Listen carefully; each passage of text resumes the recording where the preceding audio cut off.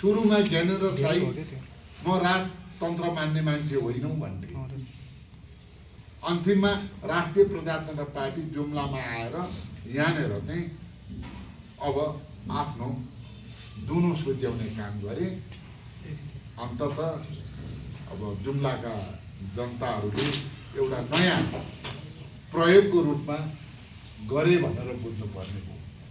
तर अहिले ज्ञानेन्द्र साईको बारेमा जति चर्चा गर्ने हो त्यो धेरै खर्च नगर्नु, किनभने जुम्लाको विकास समृद्धि यहाँ न्यायप्रेमी जनताको पक्षमा ज्ञानेन्द्र साईले एक शब्द सदनमा बोलेका छैन।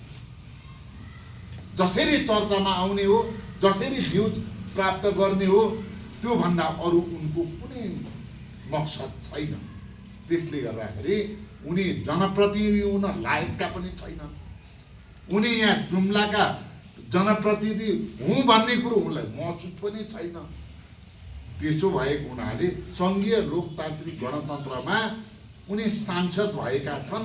त्यही सांसद भएको नाताले पनि संविधान विरुद्धमा, सङ्घीय लोकतान्त्रिक गणतन्त्रको विरुद्धमा उनी जुन ढङ्गले उछाल गरिरहेका छन्, पहिलो कर्तव्य जुम्लाका न्यायप्रेमी जनताले अब उनको हटाउनु पर्ने भएको छ।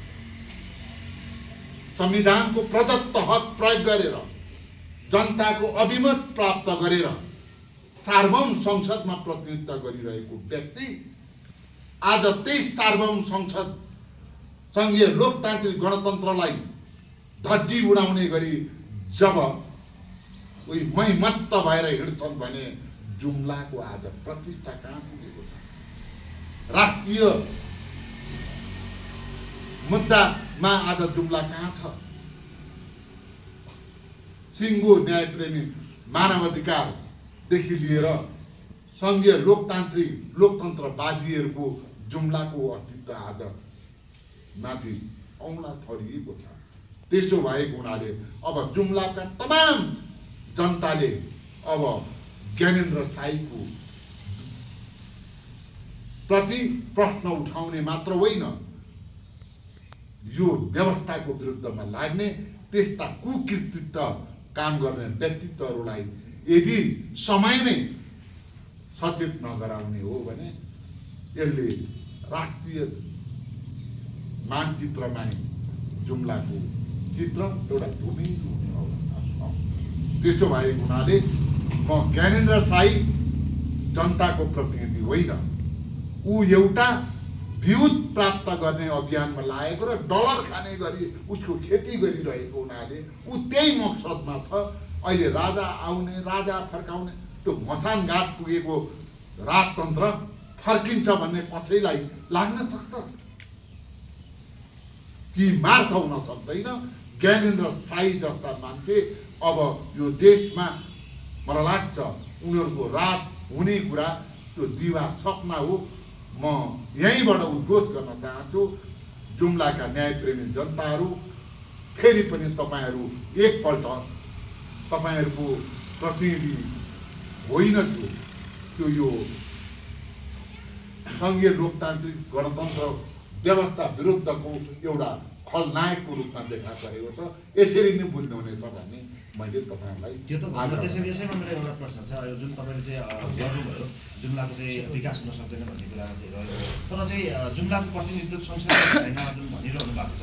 योभन्दा अगाडि चाहिँ 2056को निर्वाचनमा तपाईँको पार्टीले कर्णालीका 5 जिल्ला एमालेका लाल किल्ला भनेर चाहिँ जुन निर्वाचित भइरहँदाखेरि चाहिँ जुम्लाको चाहिँ कतिको कुरा उठ्यो भन्ने कुरा चाहिँ जानकारी छ तपाईँलाई? अहिले त उठेन होला, ठिक छ, तपाईँले चाहिँ प्रतिनिधित्व हुने बेला मलाई जुम्लाको समग्र भौगोलिक रूपमा म त्यति जानकार छैन,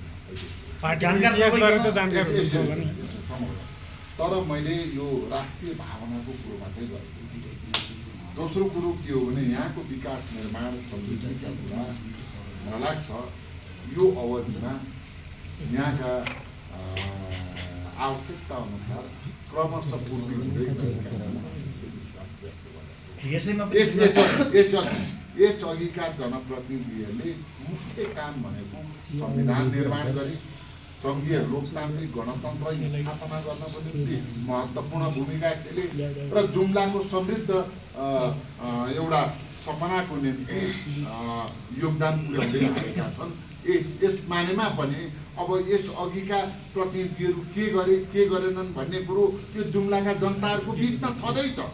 अहिले वर्तमानको चर्चा हो, वर्तमान प्रतिनिधिहरूले के गर्छन्। अहिले प्रधानमन्त्री केपी शर्मा ओली हुनुहुन्छ, 10 वर्ष अघिका प्रधानमन्त्रीले के गरे भनेर अहिले प्रश्न सुरु हुन सक्छ र हुन सक्दैन नि त। अहिले वर्तमानको कुरा हो। त्यसो भएको हुनाले वर्तमान जनप्रतिनिधिको कुरा किन प्रतिनिधि सभाको कुरा मात्रै गर्नुहुन्छ, प्रदेश सभाको सांसदको कुरा हुन सक्छ, स्थानीय सरकारका प्रमुख उपप्रमुखको कुरा हुन सक्छ, पालिका अध्यक्ष उपाध्यक्षको कुरा हुन सक्छ।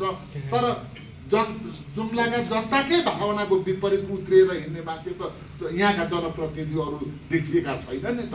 यस मानेमा पो मैले चर्चा गरेको हो। त्यसो भए तपाईँको वर्तमानकै कुरा हो। वर्तमान सरकारले जुन चाहिँ पहिला कर्णाली राजमार्ग भनेर सुर्खेत मुगुलाई चाहिँ जुन जोड्ने जुन राजमार्गलाई कर्णाली राजमार्ग भन्थ्यो, तपाईँकै सरकारले अहिले चाहिँ त्यो उतापट्टि लगेर चाहिँ कर्णाली करिडोर अहिले कर्णाली राजमार्ग भनिएको छ।